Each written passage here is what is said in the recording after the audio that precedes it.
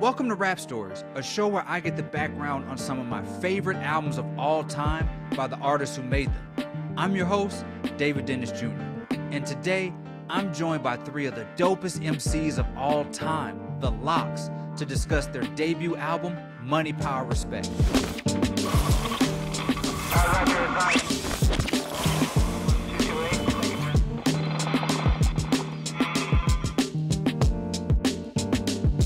Jadakiss, Styles, and Sheek Louch entered 1998 as the hottest new rap group out of Yonkers that everyone was talking about. They had been tearing through the mixtape circuit for years, becoming three of the most respected MCs in New York. Their names were ringing bells even down in Mississippi, where 11-year-old David Dennis was eating up any of their tracks I could get my hands on. I'd first heard of the Lox when they signed with Bad Boy. Of course, the Diddy Run label was ruling the hip-hop world, and the upstart MCs were eager to make their mark. They stood out amongst veteran Hall of Famers like Lil Kim and Biggie on the all-time posse cut All About the Benjamins.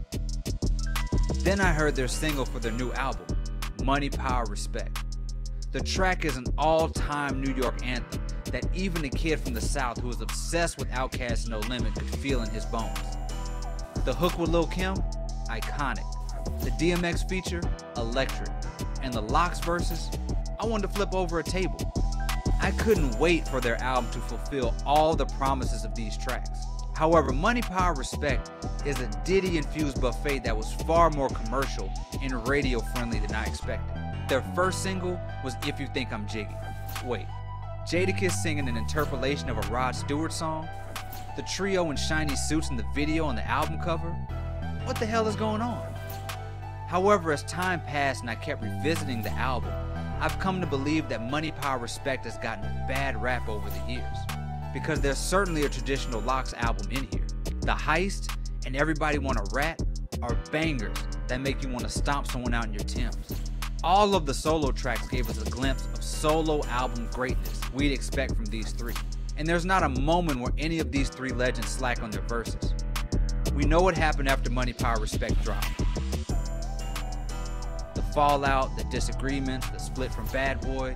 Sometimes the album story overshadowed the album itself. But if you revisit, you'll see an album that has all the elements that make the Lox great, and one that ages far better than the controversies will have you believe. We just may have to get a little jiggy here and there on the way to finishing our listens.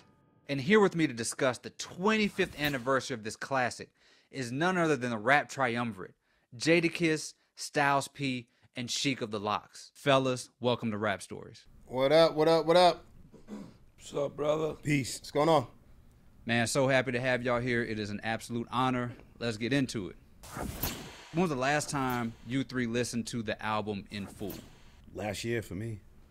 A couple years for me, I ain't listened to it. Me, I probably heard like cuts from it. Yeah, probably like a year now. But other than that, just cuts from it that I heard it straight through. And so where were you in the process of writing this? What was going through your mind? Where were you just mentally when you were putting this album together? What was on our mind was Money, Power, Respect. Yeah. Not to be funny, but no pun intended, but that's what was on our mind, making that album. Young guys coming off the block, being around all that down there was crazy. And so where were you when the album came out? Do you remember the day the album dropped? We was in New York, I think, doing promo. I know we had a signing in the square in Yonkers, Vision Quest. Remember that? Yeah, I still got some classic, pictures. no doubt. My son was a little baby. Wow. We supposed to do the tunnel, I think, that night, right? We And it couldn't got get canceled. in. Yeah. They shut it down, fire department. It was that crazy. Oh, They shut it down for you guys? Not yeah, like it was too crowded, we over couldn't even capacity. get in. It was over. Yeah. Yeah, fire department It was wouldn't too let us packed go in there. in. You said y'all listened to it kind of recently, so what is your perspective on this album 25 years later? What is your personal sort of review of Money, Power, Respect? I love it. That project is dope. Word. It changed it. And it's platinum and all that and gold this and every, you know what I'm saying? So they didn't really sleep on it. That's what made it went crazy. They slept on it, though, in Yeah? the beginning. Yeah. At the beginning, that joint did his numbers. You curse on here? Yeah, Curse, knock yourself out. Nah, it ain't like that, but like, yeah. Yeah. Well, what do you mean, Jada, what do you mean when you say that you feel like they slept on it? No, in the beginning, because you said, I just want to correct you, If You Think I'm Jiggy, we came first. Okay. Then Money, Power, Respect came out. All right. And it was still doing 40,000 a week though. For sure. Absolutely. So what do you mean? So what do you feel? You say you feel like they slept on it. Who was sleeping? on No, it? just coming from where we was coming from before the album came out. If You Think I'm Jiggy wasn't per se like a song that they expected us to make, but it was still doing. We were so hot, and Bad Boy was so hot. It was still doing his numbers.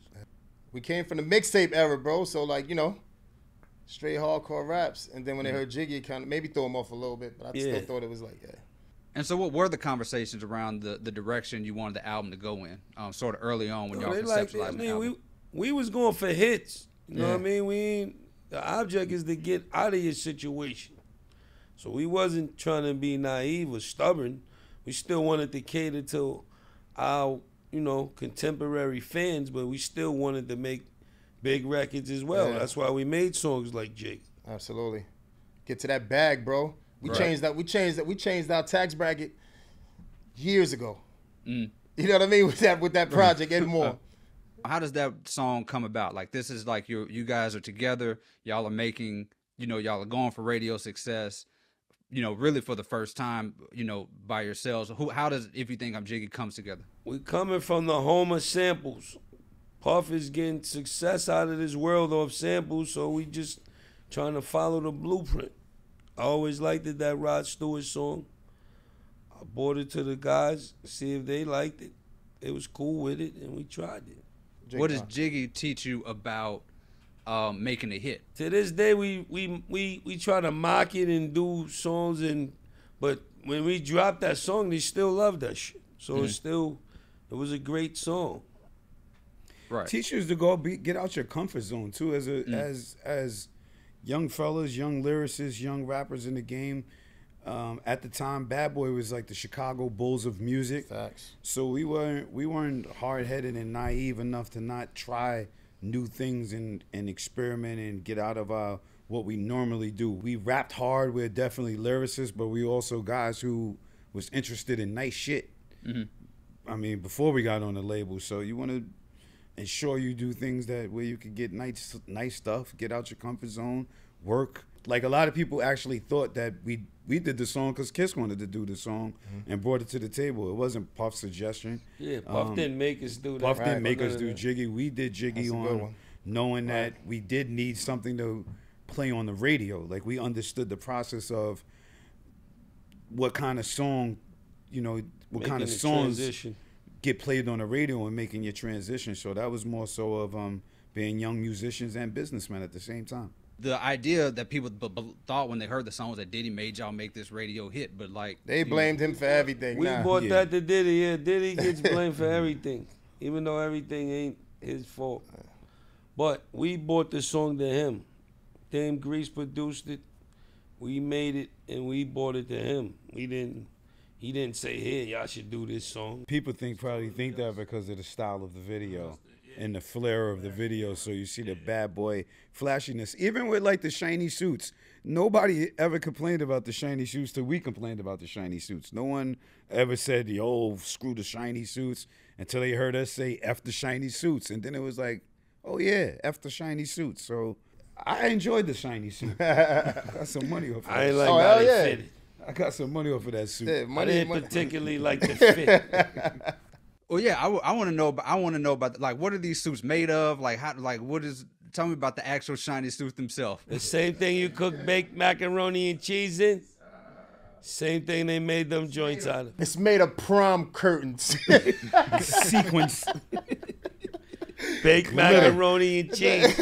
Suits. Glitter. Nah, but yo, listen, different tax bracket, baby. 100%. Well, I mean, talk about the day you're shooting the album cover, because obviously the album cover becomes, you know, part of all this. You're wearing the suit, you got the matching shades. Like, talk to me about that day. No, we didn't have shiny suits on the album cover, bro. We had pony skin jumpers and all type of shit like that. We had leather and from 5001.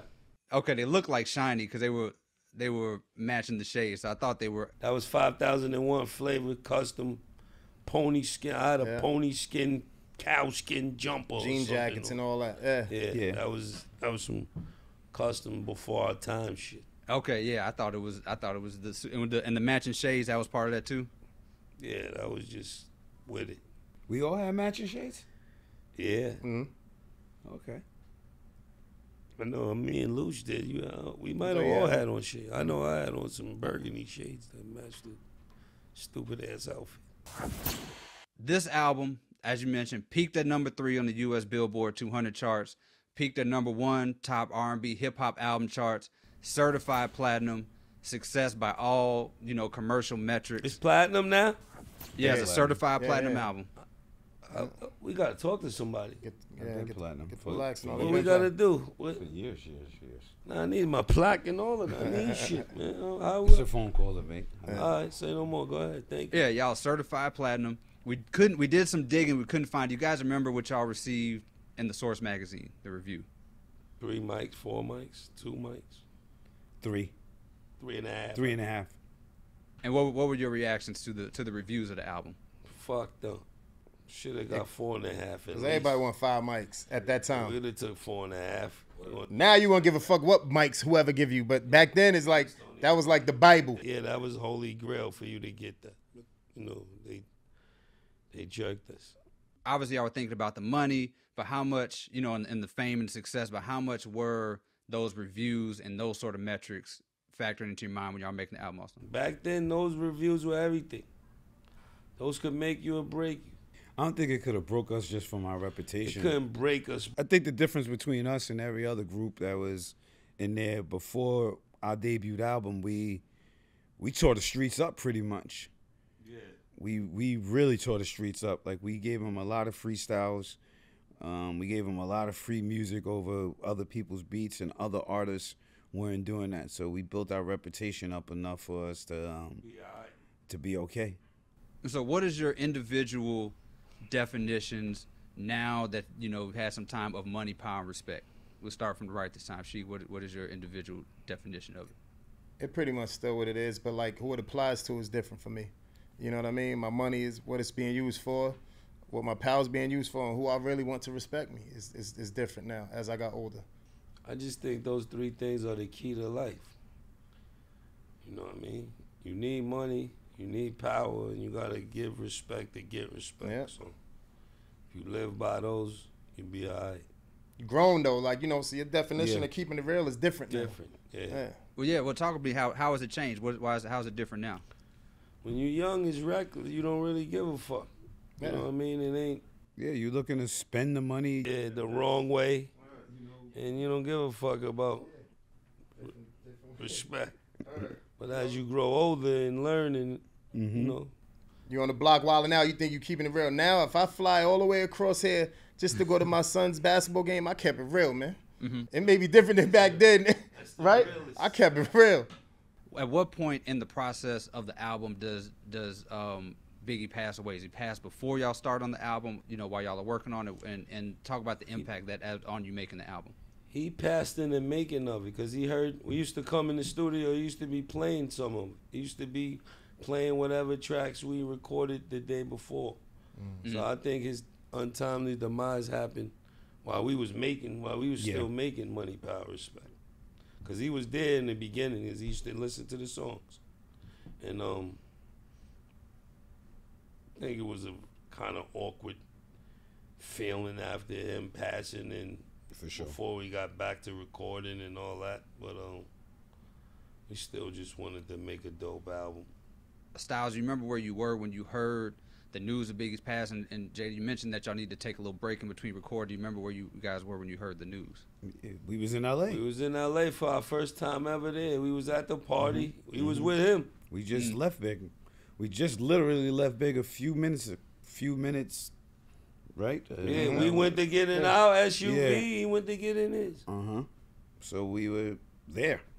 And so how does that when do y'all feel like y'all can get back into making this album? We didn't just get back to making an album. we had made to it. go through. We had to fly back, wait for his funeral, go through, let things die down. It was a label meeting. Besides the artist, the city was hurting. Yeah, the whole world was hurting. Yeah, so that was our brother. That was our big bro. That was our homie. That was our friend. And we didn't just get back like what we did was We Always Love Big Papa. We Always Love Big Papa. That's what came after he passed. We wanted to make sure we made a dedication to show our appreciation and love for him, not just from the group's point of view, but from New York City and the hip hop world's point of view. So that was our first thing was just to pay him some homage and give a tribute to him. What does mourning sort of look like for you? I mean, then as young men when you're trying to assess your emotions, but then now as grown men when you have to deal with that sort of stuff, like how did mourning look for you back then, and how has it sort of, changed now? I don't think mourning ever changes, to be honest. Not for me personally. You lose a loved one, there's no creative way to mourn. There's no growth in mourning. There's no growth in mourning. You just kind of mourn those who you lose. As you get older, I would say you understand more that everybody's gonna leave Earth. Yeah, you might got to be stronger for certain people. Yeah, as you get older, but as far as the process of mourning back then to mourning now, it's no different hurt of losing a loved one or someone you love. I think mourning is the one thing you pretty much will probably do the same until you go yourself. Yeah. And who's to say who's wrong or right? How they mourn? How you mourn? Yeah. Somebody might be in the club with you the next day and just lost whoever. Yeah, I know. I mean, it's tough. Like for me, sometimes I just dig into the work, and I don't really, it don't really hit me till I'm done with the project, and then then you start to feel it. So I agree. There's really no right way to mourn. You just kind of, get through it how you can. In therapy, I always gotta, hype up the importance of therapy when I'm talking to black men. So I just gotta get that for sure. Mental health. Totally agreed. What was this, the storytelling process of the album? What is the story you were trying to tell through Money, Power, Respect? Money, Power, Respect, actually. I think the story he was telling is, I don't know if you know, but at the time we made the album, no rappers ever came out from Yonkers at the particular time. So we was telling our stories, what we were aiming for in life, and that we were dope MCs, to be honest with you. You mean like what's the concept of the album? Yeah, to you, how do you... Pretty much like the story. We wanted to get a... Yeah, I believe it was the album title. Money, Power, Respect. Like this is what we was out for. This is what we was about. This is what we're aiming for, shooting for. Expert lyricists. So, the story of the album was the game, Money, Power, and Respect. And so obviously, I think, Diddy studio stories have taken a life of their own, especially with the reality shows and all that stuff. So I know that there's probably, y'all each probably have a memorable Diddy story from being in studio with him. Not really.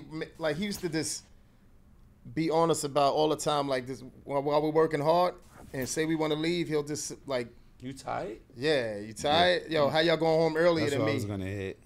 And I got way more money than you guys. Like, why y'all leaving before me from the studio? He used to be on that kind of vibe. Like, his whole thing, like, yo, I know y'all know the hood out here, but I could tell you what's popping in Houston. I could tell you what's happening in Atlanta, like all these places that we didn't visit yet. It was just like riding us with stuff like that. Yeah. He's always a fashion fly dude. Me and Kiss Styles, we'll pull up to go to the tunnel to our release party. We're like, this before the fly Kiss. Like, yo, we'll have this white tees on, not ironed. He'll hound us about getting the iron. Or have Groove, somebody come steam this shit. Like, stuff like that in the studio, but like big bro shit. Yeah, I want to say the same thing Louch was just saying. I believe part of our work ethic today is definitely due to his work ethic, and it was no sleep. Make no mistake. It was really no, I believe that he believed in no sleep. To be around that environment, and also before Big's demise, seeing how Big worked and Big's work ethic, I would believe the stories would be is just how much work they put in and how far they were willing to go, how far breaking night in the studio, breaking day in the studio, coming right back, doing the same thing. I've seen Diddy bounce from room to room with different artists, and just on his 1-2s, doing the same thing with the producers, while dancing, I'm not gonna speak on the young ladies he had coming, but I see them with a lot of nice young ladies. It was a vibe back then, and it was a learning time, to say the least. How has your process evolved? What's your studio process now? Are y'all still putting in, day and night hours of work? Locked in a yes. project? Yeah. 100%. Working all night. Gotta be in it to win it, man. I believe we still have the same process. It's evolved because we just mastered the process. It evolves with the process you master. It's not much of a different process. It's pretty much the same thing. Even before we got there, we always went hard. I think I pretty much could say we went harder than the average MC, the average fella our age, with being hungry and bouncing off each other. Now we work smarter, I would say. Yeah. Things become easier, but the process is pretty much the same. Stay dedicated, stay hungry, stay humble. For me, my process is make sure I listen to these two, what they're doing as it was all the time, and see what I could come up with. So whether I feel good, I feel bad, whether I'm ready to go, whether I'm not ready to go, the process is get there, put the work in, listen to your brothers, figure it out, and now we just do it better, I would say, but it's pretty much the same process. Yeah, we feed off each other. It was just recently, the other day, I said, Styles, come in here and listen to the shit I just made, right? Yeah. Like, come in the room. We still doing that from back then to now. And hopefully that just inspire and make him want to get on something or whatever. And so what kind of feedback are y'all giving each other? Out here kissing the room, banging out. It'd be him, Nino, and all them guys in there. I'd be like, yo, that's fire over there. That beat is sick. Like, it just, to paint the picture, it's 3 recording studios in our joint. We all in there together. It's not like I'm going to visit him down in Manhattan the way. Like, we work together still. We own a studio together. We see each other a few times a week. Right. I think our process is probably different. It's difficult, the word, because I would say it's chemistry. Mm-hmm. It's chemistry, riding the vibe of the chemistry and making what we have to make and making it the way that we have to make it. So our process compared probably to each other group's process that you'll talk to is much different because it's natural. Like Louch said, come in the room, hear this. Hell yeah. I hear that. Now I'm inspired to get on that or do something of my own, go a certain place. Or the process is responding off the energy and the chemistry that's in the room and just being able to create from there. Going back to the album, how does DMX end up on the Money, Power, Respect song? DMX bought us. DMX introduced us to Rough Riders, and we actually got signed before him. Mm-hmm. So it was only right to put him on, the title track of the song. As our brother, as our family, label mate for managers, we had the same managers, which was Rough Riders at the time. So that was a no-brainer. Even though Puff gave us a little resistance, but it was like, we got to put him on this. I remember coming in. I came in, and y'all had that song done damn near. I don't know where the hell I was at. I still went first, right? Yeah. On the joint. Word. But I came in, they had the hook, they had Cam, everything. All kind of fly shit going on. And so when did y'all actually, you said he was your brother, y'all came together. When did y'all, actually meet and sort of form that bond and, especially with him and Rough Riders? We knew DMX for years. He's from YL. Yeah. He was older. He was our old head. He was battling. He was already a star in our eyes. Facts. In Yonkers, New York. Ciphers. I mean, before we all got on, we all rhymed together. So it wasn't to do Money, Power, Respect. Our song was just actually getting to the next level of what we already have done together. Now it's just on wax and for the air. Before it was just ciphers or, tapes, shit like that. But it just changed. X always been a legend, always been nice. And like Kiss said, he was older than us, special in the town. So it's like a league. It's like if we was playing basketball, we all ball. Mm-hmm. So there's no way to not run into someone who does what you do and have a liking if y'all both do it well. And so you finish this album, right? You do all the recording, you finish the album, you hand it in. What is your feelings about the album when you hand it in to Puff or Bad Boy or whoever to give the final listen to it? What is your thinking about the quality of the album, or what do you think people are going to say about the album when you put it out? I want to say we loved it. Yeah, I don't remember all the way, but we had to feel great. Yeah, we loved it. He's on fire out there. Yeah, I mean, we felt amazing. Felt marvelous, yeah. And so you play it for everybody. Oh, tell me about that first time where you play the final version of the album for Puff and everybody. What is that scene like, and what is their reaction? Puff knows. Puff is there doing the creation. Puff was there. So we made it. We didn't have to do one. It wasn't. Yeah. Wasn't like you thinking in your head yet. You gotta think of the times when it wasn't none of that. Like, you get the album done, they put us in a custom van on a promo tour down the East Coast. Yeah. We going to black colleges and radio stations and morning shows, and we just grinding and hustling. It was still street teams. It's not like the way you got in your head of today. It was hustle and bustle. Like, you know what I mean? We still was learning on a whim. Even as successful as Puff was, he was still raw, kind of the way he was doing, you know, with the artists. So once we finished, we was hitting the road promoting. As much as we wanted the masses to love the project, I was more amped up that Fat Black and all my my niggas on the block thought it was dope. You get what I'm saying? That's how we came. We was young, still off the block. Like, you wanted your homie to say that was fire. And plus, he was there. It's not like he made the album with us. He was there making the album with us, checking in. The process of making an album is like you going song by song. You doing songs. Some songs you're not keeping. Some songs you're keeping. We're making an interlude, so we're all baking. It's like baking a pie and with a few chefs like cooking at Thanksgiving once. meal. Yeah, so you know we're all cooking up. We're all going through the process together. So it's not like we could even exclude Puff out the process. He's there for the process. So it's not even. It's more so the listening parties are now for the DJs, like Kid said, and us going on the road and things of that nature. As far as Bad Boy, we didn't finish the album and play the album for Bad Boy. They already knew the album. They did the album with us. You know, we had D-Dot, we had all the people, Grease, Hitman and all them. PK, Hitman, everybody who worked on the album there for the process. So it's like, all right, now we baked the pie, now we wrapping the pie, now we're bringing the pie to different places so they could get a taste of it. And that feeling is more so like you feel great because you young and you out and about. Now we visiting colleges, different radio stations, different states, and we're presenting our body of work that we laid, that we believed in, and that it's pretty dope. And we get into the bag, dog. Yeah. You mad young, you get into that bag. That's a different bag than this streaming. Yeah. That was the different bag back then. All right, Styles, can you explain, you mentioned earlier why there was resistance between having Bad Boy as a label and Rough Riders as management. You know, to make an album, you kind of need both of those things. What you said about resistance? Y'all mentioned earlier there was resistance. I said Puff was giving us a little resistance with DMX being on Money, Power, Respect at first, but it wasn't, you know, we worked it out because he's on the song, but it wasn't really. That's what actually helped us, having Rough Riders as our man. No doubt. Yeah.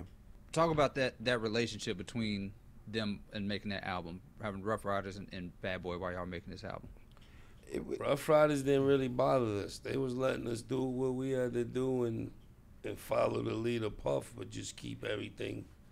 And them and Puff were cool. They already knew each other. It was cool. Their dad, Puff dad, and Rough Riders' dad was friends back in the day, so they already had an extended relationship from all of that. And so y'all have mentioned a few times that I think Jada mentioned earlier that, you know, Puff sort of gets, you know, credit or blame or whatever for a lot of the stuff that's on the album, especially when it comes to, you know, radio hits and things like that. What was his actual biggest impact? You know, if you can pinpoint hooks or songs or anything like that, you feel like was his biggest impact in terms of like him influencing the album? For me, my answer would be his work ethic. Mm-hmm. Yeah. His biggest impact for me is his work ethic and how he, like Lou said, when somebody's telling you, you know, I have this amount of money, but I'm still keep working. That gives you a certain kind of drive and a certain kind of battery in your back to keep pushing and to strive more. For me, I would say it was also, you got to see, we coming from Yonkers, New York, like we said, it's like the Chicago Bulls of rap, and to see a successful young black man makes you want to be successful as well. So just being that work ethic and just how he put things together. He didn't just make music; he threw dope events. Yeah, like, you know what I mean.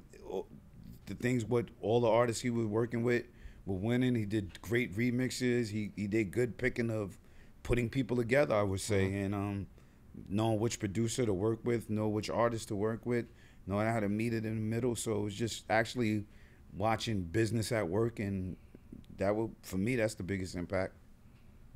What you? Facts. I say that. Just showing how hard he was going.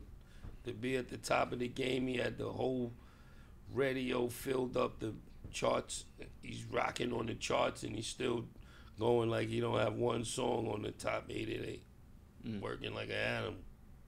And so sometimes when people go back to an album, like, you know, when I listen to this, all I hear is like the great stuff on the album. My favorite songs, the you know, tracks that I keep replaying, things like that. But, you know, people can be their own worst critic, and especially when you visit something that's old. Sheek, is there some on that album that sort of like, when you listen back, it sort of drives you crazy? Like sometimes it might be like a word that nobody, you know, noticed that you missed. Nah. I know it sounds generic that I'm saying this, but nah, I wouldn't have changed anything. Don't change nothing. If that's what it was right there. That's why we are who we are. Nope. We just was in the sprinter talking about like old lyrics and old songs and this and that. Nah, let that rock, man. You want to ask all them Melly Mel and them how they, like, would they have changed nothing? You know what I mean? Nah, leave that. That's it. That's set in stone. That's what makes it your baby. Yeah. Because you know, that's where you see an evolution. Word up. Of yourself. Hell yeah. Can't start off. Michael Jackson didn't start off doing Thriller numbers. Nah. It's art. Like, at the end of the day, people forget hip hop is art. Like, you know what I mean? That's your art. That's how you felt. That's how we felt. That's where the energy brought us. That's where the chemistry brought us. And I wouldn't change that. I wouldn't change that for the world. Like, when I listen back to the album, and especially with Money, Power, Respect is a current term in hip hop today. 25 years later, you hear pretty much any young artist, all artists, they have referred to the term Money, Power, and Respect. So to be able to put together a body of work where the title now is still a staple in hip hop is pretty damn dope, to say the least. And following up on that, Styles, what's a cut on the album that you think has aged the best? Money, Power, Respect. Makes sense. I mean, it's an anthem. It's Money, Power, Respect. Which one does everybody want to rat on? That's that? That, yeah. Everybody want to rat. Might have right. Going. I mean, it might apply right now. I'm in Atlanta. I can't say too much. I'm in Atlanta, so it's you know, that song is very timeless right now. What's the first song that's on? What's the first song off the album? You got first songs, "Living the Life." To me, that's one of my favorite songs of the album. Were there any songs or guest features that you wanted on the album that you didn't have? We had a joint with Hov and Kelly Price. I think Hov wanted to be on Money, Power, Respect, so I don't think he cleared this verse on that. Yeah, it was not So Right, so it didn't make the album. Yeah. Wait, Jay-Z was supposed to be on. He wanted to be on Money, Power, Respect. Yeah, I think he didn't clear the song that he laid the verse on because he wanted to be on Money, Power, so we didn't get him on the album. So how does Jay-Z end up not being on Money, Power, Respect? Puff's Library. That's crazy. Because we did it already. It was already. It wasn't like it wasn't. We wasn't gonna take DMX or Lil' Kim or restructure the song. It was done already. I guess he liked it that more than the one he actually got on, so he didn't let it. He didn't clear it, and we ain't put it on the album. Or that might have not even been what happened, but it just didn't make the album. Is there a way that we can get the verse? Like, how do we get this Jay-Z verse off? I talked to Puff. There's nothing we can do. Can't help you, sir. No way we can help you right now. Puff, can't help you on that, sir. Puff owns all of that stuff. All right, so there's been obviously a lot of talk as of late in sort of honoring our rap groups, especially with the passing of Trugoy De La Soul and all that. So first, I want to ask you another question. But first, I want to talk about the influence of De La Soul on you three as a rap group. Love them brothers, man. Word. Yeah, Loved them. De La was different. The culture, for real. Big brothers, epitome of hip hop. Yeah. Native tongue. Did they thing, stuck by what they do. Yeah, they was themselves. Shout out to them for just getting their masters back. Yeah. De La's ill. I think that the impact they had was pretty much not just for us. I would say for any group is to show you could be yourself. And I think at the particular time they were out, they was just ill MCs doing their own thing, their own wave. 3 Feet High and Rising was one of the most creative bodies of work I think that ever existed in hip hop, period. So I think just to show that you could be creative, intellectual, really dope, and don't really have to not compromise yourself for who to appear to be a certain way for other people. I agree. I believe they set that trend, and you know, Lord bless them for that. From their music to the way they dress to their artwork on the to the covers of the albums, all colorful and to their skits. Yeah, crazy. Everything about it was just very genuine. What's one song from another album you wish was yours? From another artist you wish was yours? Marvin Gaye, Inner City Blues. I came to bring the pain, man. Ooh, Meth? Yeah, that's a knock. Something from Kane or Rakim, one of them guys. I just want to thank you guys for talking about, you know, one of my favorite albums, incredible album, Money, Power, Respect. It's been an honor talking to you guys. Thank you all for joining us. It's been a pleasure getting the stories behind making the album Money, Power, Respect. Much love, brother. Love is love, King. All right, appreciate y'all. Thank y'all so much. Love. Thanks for having us. This podcast is produced by Podville Media for Andscape, a Black-led media platform dedicated to creating, highlighting, and uplifting diverse Black stories. Andscape, where Blackness is infinite. Dina Morrison is the series producer. Our production team, Brittany Danielle, Rob Spiewak, Lenika Belfield-Martin, Ethan Sands, and Eli Nellis. The series was edited by Stephen Williams, Kelsey Johnson, and Rob Ford. Executive producers, Steve Reese, Elizabeth Elson, and Oscar Zabayos. Raina Kelly is Andscape's Vice President and Editor-in-Chief. David Oku created the original artwork for the series. Special thanks to Tracy Smith, Mike Shahade, Rami Moguldam, Katie Lawson, Beth Stoikov, Anna Grambling, Ashley Melfi, John Gotti, Kelly Evans, Ryan Broadhead, and Kevin Wilson. And I'm your host, David Dennis Jr. Thank you for listening.